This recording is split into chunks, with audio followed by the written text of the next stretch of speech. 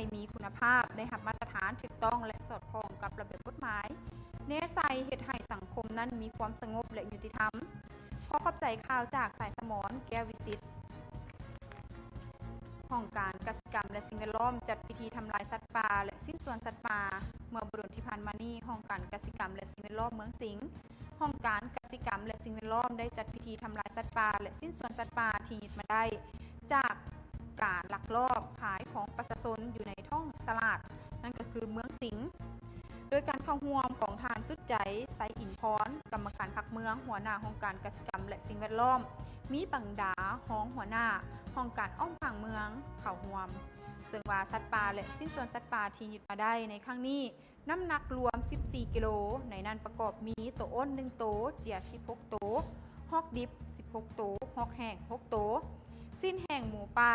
หนังหมูป่าจำนวนหนึ่งและยังมีสัตว์ป่าและสิ้นส่วนสัตว์ป่าที่ยึดมาได้ในครั้งนี้แมนได้ทำลายถิ่มทั้งหมดโดยการคุบหุมปังทางนี้ก็เพื่อปกปักรักษาสัตว์น้ำสัตว์ป่าที่จะสูญพันธุ์ก็ปฏิบัติตามระเบียบกฎหมายของภาครัฐวางออกขอขอบใจข่าวจากกลุ่มพาสุวรรณีการนำเมืองไซจำพรได้มีการลงติดตามสุกยู่การซ่อมแปลงเส้นทางแต่เทศบาลเมืองหาบ้านเพียงดีเมื่อบุรุษที่ผ่านมานี้ทานสอยมณีจันยิงเป้าห้องเลขาพรรคเมืองหักษาการเจ้าเมืองไซจำพรได้สมทบกับห้องการโยธาธิการและขนส่งเมืองภาคส่วนที่เกี่ยวของขันเมืองลงติดตามสุกยู่การซ่อมแปลงเส้นทางแต่เทศบาลบ้านน้ำอ้อนหาบ้านเพียงดีซึ่งมีระยะเส้นทางทั้งหมด19 กว่ากิโลเมตรที่ได้รับผลกระทบจากพายุพัดผ่านในระยะที่ผ่านมาเฮ็ดให้ดินนั่นเจือนทับถมเส้นทาง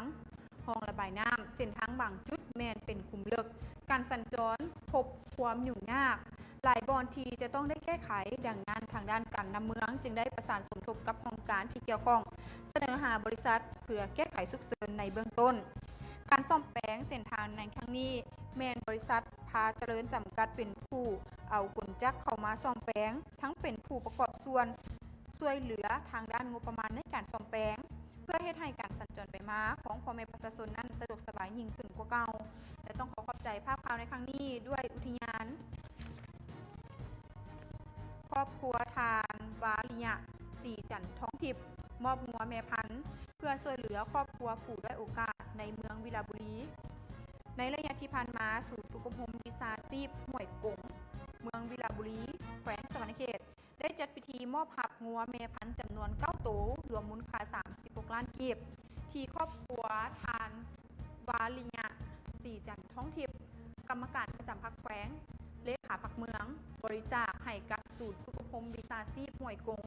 นำไปขยายพันธุ์และลูกงัวให้แก่กองทุนช่วยเหลือครอบครัวผู้ด้อยโอกาสให้เกียรติเข้าร่วมโดยคณะสงฆ์เมืองมิทานวาลิยะสีจันท้องทิพย์กรรมการประจำพรรคแขวงเลขาพรรคเมืองทานสมานอาเนกา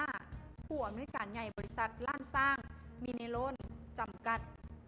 และมาถึงปัจจุบันนี้กองทุนช่วยเหลือครอบครัวผู้ด้อยโอกาสแมนได้มอบงัวแม่พันธุ์จำนวน832ตัวให้แก่124ครอบครัวในเป้าหมายของโครงการซึ่งว่าการบริจาคในครั้งนี้ถือเป็นการประกอบส่วนที่ว่ามีความหมายความสำคัญจากครอบครัวการนำเมืองในการส่งเสริมกองทุนเพื่อช่วยเหลือครอบครัวที่ว่าทุกข์ยากผู้ที่ว่าบ่มีทุนทรัพย์ในการผลิตเพื่อช่วยเหลือให้พ่อแม่ประชาชนผู้ทุกข์ยากภายในเมืองได้มีโอกาสได้มีเงินไข